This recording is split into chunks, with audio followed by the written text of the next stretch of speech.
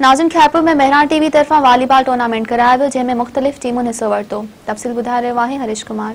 Mehran TV पारां खैरपुर में volleyball tournament जो इनकाद करायो वियो, जंहिंमें खैरपुर जे मुख़्तलिफ़ शहरनि मां 16 टीमनि हिस्सो वरितो।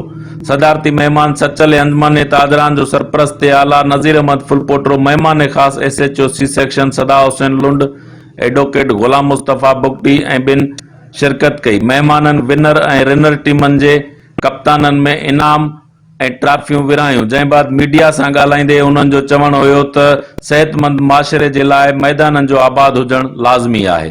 जीअं त वॉलीबॉल जी टूर्नामेंट हुई, हिन में ज़िले मुख़्तलिफ़ जो टीमूं आयूं हुयूं।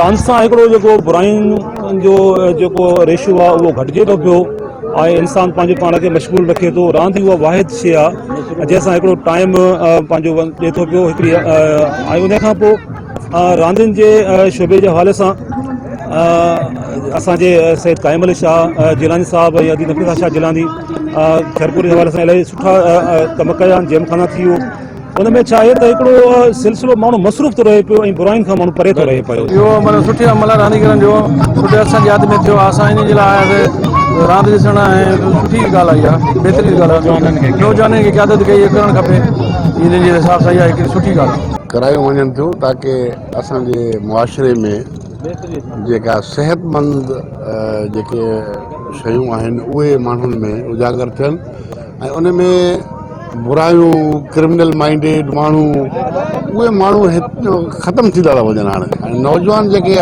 हे नसुल जेको असांजो आहे उन नसुल में हे शयूं असां इन करे उजागर कयूं था ताकी उन्हनि जो एंगेजमेंट रहे रांदियुनि में ऐं उहे ताकी ॿियनि कंहिं मुआशरे जे बुराइनि में जीअं उहो हिसो न वठी सघनि। विनर टीम जे कप्तान मेहरान टीवी जो शुक्रिया अदा कंदे चयो त जेकी रांदियूं नौजवान लाइ हौसलो अफ़ज़ाई आहिनि।